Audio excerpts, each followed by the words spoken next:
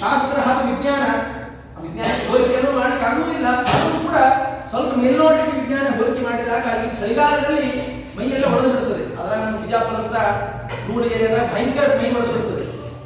ಎಣ್ಣೆ ಪದಾರ್ಥಗಳನ್ನು ತಿನ್ನುವುದರಿಂದ, ಈ ತುಪ್ಪದ ಅಥವಾ ಬೆಣ್ಣೆಯ ಪದಾರ್ಥ ತಿನ್ನುವುದರಿಂದ ದೇಹದಲ್ಲಿ ಶಕ್ತಿ ಬರುತ್ತದೆ ಹಾಗೂ ಮೈ ಉಷ್ಣ ಆಗ್ತದೆ, ಮೈಗೆ ಒಡೆಯುವುದು ಕಡಿಮೆ ಆಗ್ತದೆ. ಅದರಿಂದಾಗಿ ಇಂಥ ವಿಶೇಷವಾದ ಈ ಧನುರ್ಮಾಸ ಕಾರ್ಯವನ್ನ ನಾವು ಅವಶ್ಯವಾಗಿ ಮಾಡಲೇಬೇಕು.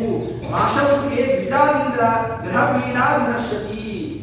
ಉದ್ದಿನ ಬೇಳೆ, ಉದ್ದಿನ ವಸ್ತುಗಳನ್ನ ದಾನ ಮಾಡಬೇಕು. ಹೀಗೆ ಅನೇಕ ವಿಧವಾದ ಪದಾರ್ಥಗಳನ್ನು ದಾನ ಮಾಡುವುದರಿಂದ ಗ್ರಹ ಪೀಡ, ಯಾವ ರಾಹು ಕೇತು ಇಂತಹ ಶನಿ ಪೀಡ ಇರ್ತಾವಲ್ಲ, ಆ ಗ್ರಹ ಪೀಡ ಪರಿಹಾರವಾಗುತ್ತದೆ ಈ ಸಮಯದಲ್ಲಿ ಇಂತಹ ದಾನವನ್ನು ಮಾಡುವುದರಿಂದ. ಇನ್ನು ವಸ್ತ್ರದಾನವನ್ನು ಮಾಡುವುದರಿಂದ ಅಲ್ಪ ಆಯುಷ್ಯನಾಗಿದ್ರೆ ಅವನಿಗೆ ಪೂರ್ಣ ಆಯುಷ್ಯ ಬರ್ತದೆ. ಅಪಮೃತ್ಯು ಇರ್ತಂದ್ರೆ ಆ ಅಪಮೃತ್ಯುವ ಪರಿಹಾರವಾಗ್ತದೆ. ಅದೇ ರೀತಿಯಾಗಿ ವಿಶೇಷವಾಗಿ ಈ ಸಮಯದಲ್ಲಿ ಎಳ್ನೀರನ್ನು ದಾನ ಮಾಡಬೇಕು ಅಂತ ಹೇಳಿದ್ದಾರೆ. ಎಳ್ನೀರು ದಾನ ಹಾಗೂ ಕುಷ್ಮಾಂಡ ದಾನವನ್ನು ಮಾಡಬೇಕು.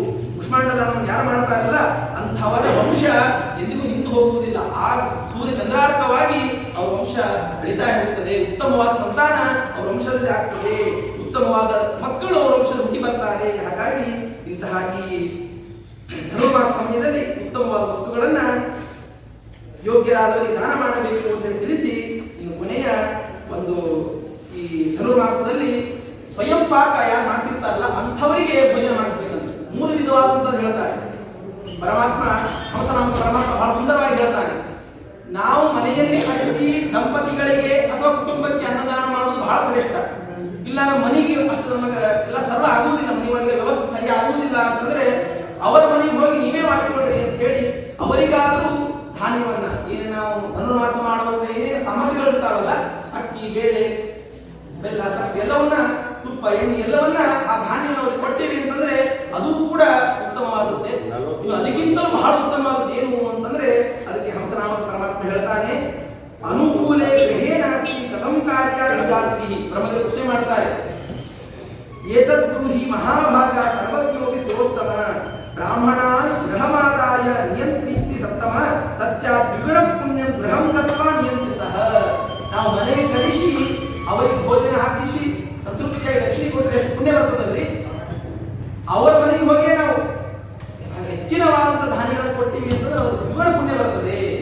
ಇನ್ನು ಅವರು ಸ್ವಯಂ ಪಾಕಿಗಳಾಗಿರ್ತಾರೆ, ಅವರನ್ನು ನಮ್ಮ ಮನೆಗೆ ಕರೆಸಿ ಅವರಿಗೆ ನೀವೇ ಅಡಿಗೆ ಮಾಡ್ಕೊಳ್ರಿ, ನಾವು ಅಡಿಗೆ ಮಾಡೋದು ಊಟ ಮಾಡೋದಿಲ್ಲ, ನೀವೇ ನಮ್ಮ ಮನೆಗೆ ಬಂದು ನೀವೇ ಅಡಿಗೆ ಮಾಡ್ಕೊಳ್ರಿ, ಅಡಿಗೆ ಮಾಡಿಕೊಂಡು ನೀವೇ ಇನ್ನಷ್ಟು ಹೆಚ್ಚಿನ ಧಾನ್ಯಗಳನ್ನ ತೆಗೆದುಕೊಂಡು ಹೋಗಿ ಅಂತ ಕೊಟ್ಟರೆ ದ್ವಿಗುಣ ಪುಣ್ಯ ಬರ್ತದೆ ಅಂತ ಹೇಳಿ ತಿಳಿಸ್ತಾ ಇದ್ದಾರೆ. ಅದಕ್ಕೊಂದು ಉದಾಹರಣೆಯನ್ನ ಪರಮಾತ್ಮ ಹೇಳ್ತಾನೆ. ದ್ವಾಪರೇ ಯುಗೇ ಪೂರ್ವಂ ಪಾಂಡವ ಯಜ್ಞಮಾಚರೇತ್ ಬ್ರಾಹ್ಮಣ ಸಹಸ್ರ ಪ್ರತ್ಯಹಂ ಭೋಜನಂ ಭವೇತ್. ಹಿಂದೆ ಪಾಂಡವರು 18 ದಿನದ ಯುದ್ಧ ಮುಗಿದ ಮೇಲೆ ಅದ್ಭುತವಾದ ಯಜ್ಞಗಳನ್ನು ಮಾಡಿಸ್ತಾನೆ ಕೃಷ್ಣ ಪರಮಾತ್ಮ. ಯಜ್ಞಗಳನ್ನು ಮಾಡಿಸಿದ ಮೇಲೆ ಸ್ವತಃ ಕೃಷ್ಣ ಪರಮಾತ್ಮನೇ ಎಲ್ಲ ಅನೇಕ ಬ್ರಾಹ್ಮಣರಿಗೆ ಎಲ್ಲಿ ತೆಗಿತಾನಂತೆ.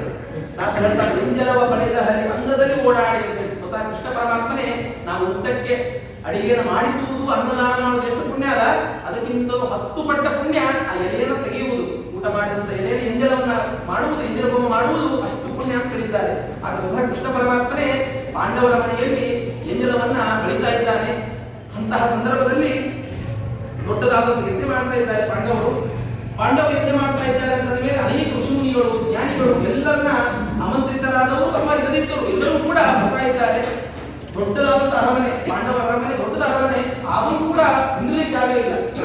ಮನೆಯಲ್ಲಿ ಮದುವೆ ಅಥವಾ ಸಡಗರಿದ್ದಾಗ ಇಂಥ ದೊಡ್ಡವನಿಗೂ ಸಾಲುವುದಿಲ್ಲ. ಅಥವಾ ಇನ್ನೊಂದು ಉದಾಹರಣೆ ನೋಡಬೇಕಂದ್ರೆ ಮಹಾಸ್ವಾಮಿಗಳು ಅಂತಂದ್ರೆ ಮಹಾಸ್ವಾಮಿಗಳು ಮೊನ್ನೆ ನೋಡಿದ್ದೀವಿ, 15 ದಿವಸಗಳ ಕಾಲ 12 ದಿವಸಗಳ ಕಾಲ ಇಂತಹ ಸಣ್ಣ ಮನೆ ಇರಲಿ ದೊಡ್ಡ ಮನೆ ಇರಲಿ ಇಂತಹ ಬಿಜಾಪುರ ಸಾಲುವುದಿಲ್ಲ. ಅಂತಹದ್ದು ಆ ಪಾಂಡವರು ದೊಡ್ಡದಾದಂತಹ ಯಜ್ಞ ಮಾಡ್ತಾ ಇದ್ದಾರೆ. ಎಲ್ಲರಿಗೂ ಆಮಂತ್ರಣ ಕೊಟ್ಟಿದ್ದಾರೆ. ಬಹಳ ಜನ ಬಂದ್ದಾರೆ, ಎಲ್ಲೂ ನಿಲ್ಲಲಿಕ್ಕಾಗಿ ಅಷ್ಟು ಜನ ಬಂದಿದ್ದಾರೆ. ಆಗ ಒಬ್ಬ ಬ್ರಾಹ್ಮಣ ಬಂದಿದ್ದಾನೆ. ಆ ಬ್ರಾಹ್ಮಣ ಹೇಳ್ತಾನೆ ಧರ್ಮರಾಜನಿಗೆ, ಧರ್ಮರಾಜ, ನಾನು ಸ್ವಯಂ ಪಾಕಿಯಾದ ಬ್ರಾಹ್ಮಣನಾಗಿದ್ದೀನಿ, ನಾನು ಪರ ಅನ್ನೋದು ತಿನ್ನುವುದಿಲ್ಲ ಅಂತ ಹೇಳ್ತಾನೆ. ಆಗ ಧರ್ಮರಾಜ ಹೇಳ್ತಾನೆ, ಇಲ್ಲಪ್ಪ, ಇದು ಪರ ಅನ್ನ ಆಗುವುದಿಲ್ಲ. ಸ್ವತಃ ಭೀಮಸೇನ ದೇವರಿಗಿಂತ ಅಡಿಗೆ ಮಾಡಲಿಕ್ಕೆ, ಇನ್ನು ಭೀಮಸೇನ ಮಾಡಿದ ಅಡಿಗೆ ಹ್ಯಾಂಗೆ ಪರ ಅನ್ನ ಆಗ್ತದೆ? ಕೃಷ್ಣ ಪರಮಾತ್ಮ ನೈವೇದ್ಯ ಮಾಡ್ತಾ ಇದ್ದಾನೆ, ಹಾಗಾಗಿ ಬೇಡಪ್ಪ ಊಟ ಮಾಡೋದು ಹೇಳ್ತಾನೆ. ಅಥವಾ ಅಂತಾನೆ, ಇಲ್ಲ ನಾ ಹಾಗೆ ಮಾಡಿಲ್ಲ, ಪರಂಪರಾದಿಂದ ಹಿರಿಯರಿಂದ ಆಚರಣೆ ಮಾಡ್ಕೊಂಡು ಬಂದಿದ್ದೀನಿ, ನಾನು ಪರ ಅನ್ನ ಊಟ ಮಾಡೋದಿಲ್ಲ, ನಾನೇ ಅಡಿಗೆ ಮಾಡ್ಕೊಂಡು ಊಟ ಮಾಡ್ತೀನಿ, ಜಾಗ ಕೊಡು ಇಲ್ಲ ನಂದು ಅರಮನೆ ದೊಡ್ಡದಿರಬಹುದು, ಆದರೆ ಎಲ್ಲೂ ನಿಂದ್ರಿದ ಜಾಗ ಇಲ್ಲ, ಬಹಳ ಬಂದಿದೆ, ಹಾಗಾಗಿ ನಿಂದ್ರಿದ ಜಾಗ ಇಲ್ಲ, ನಿನಗೆ ಇವತ್ತು ಅವಕಾಶ ಇಲ್ಲ, ನಾಳೆ ಬಾ ಅಂತ ಕಳಿಸಿರ್ತಾರೆ ಧರ್ಮರಾಜ.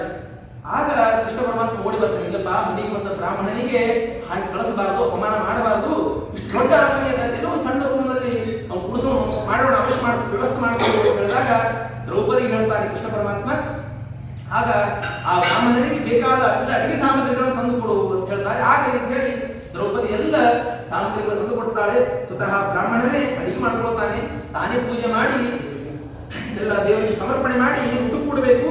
ಆಗ ಧರ್ಮರಾಜ ಬಂದು ಕೃಷ್ಣಾರ್ಪಣ ಊಟ ಕೂಡಿಸ್ತಾನೆ. ಊಟ ಎಲ್ಲ ಆಗ್ತದೆ. ಈ ಕಡೆ ಹೊರಗೆ ಸಾವಿರಾರು ಮಂದಿ ಊಟ ಆಗಿದೆ. ಅನೇಕ ಸಾವಿರಾರು ಜನರ ಎಲೆಯನ್ನ ಕೃಷ್ಣ ಪರಮಾತ್ಮ ಸ್ವತಃ ತಾನೇ ತೆಗೆದಿದ್ದಾರೆ.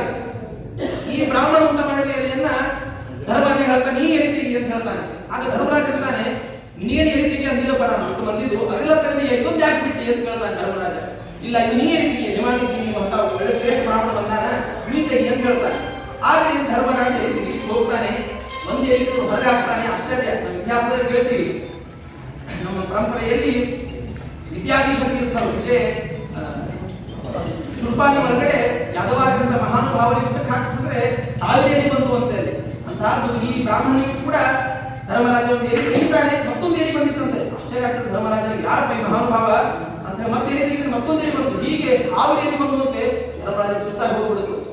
18 ಜನರಿಗೆ ಯುದ್ಧದಲ್ಲಿ ಸುಸ್ತಾಗಿಲ್ಲ ನನಗೆ, ಈಗ ಬ್ರಾಹ್ಮಣ ಎಲಿ ತೆಗೆದ ಸುಸ್ತಾಗಿಬಿಡ್ತು ಅಂತ. ಇಂಥ ಈ ಶ್ರೇಷ್ಠ ಬ್ರಾಹ್ಮಣನಿಗೆ ನಾನು ಹಾಗೆ ಕಳಿಸ್ಬಿಟ್ಟಿದ್ದಾರೆ, ಇಂಥ ಅಪರಾಧ ಮಾಡ್ತಿದ್ದೆ ನಾನು ಅಂತ ಹೇಳಿ ಕೃಷ್ಣ ಪರಮಾತ್ಮ ನಮಸ್ಕಾರ ಮಾಡಿ ಹೋಗ್ತಾನೆ. ಆ ಬ್ರಾಹ್ಮಣ ಬೇರೆ ಯಾರು ಆಗಿರಲಿಲ್ಲ, ಸ್ವತಃ ಕೃಷ್ಣ ಪರಮಾತ್ಮನೇ ಆಗಿರ್ತಾನೆ. ಹಾಗಾಗಿ ಆ ಮನೆಗೆ ಬಂದ ಬ್ರಾಹ್ಮಣ ಯಾವ ರೂಪದಲ್ಲಿ ಬಂದಿರ್ತಾನೆ ಹೇಳಿಕೆ ಆಗುವುದಿಲ್ಲ. ಆದ್ರಿಂದಾಗಿ ನಾನು ಎಂದಿಗೂ ಕೂಡ ಸಾಮಾನ್ಯ ವ್ಯಕ್ತಿನೇ ನಿಂದನೆ ಮಾಡಬಾರದು, ಅಂತದ್ದು ಉತ್ತಮರಾದ ಬ್ರಾಹ್ಮಣರನ್ನ, ಗುರುಗಳನ್ನ, ಹಿರಿಯರನ್ನ ಎಂದಿಗೂ ಕೂಡ ನಿಂದನೆ ಮಾಡಬಾರದು.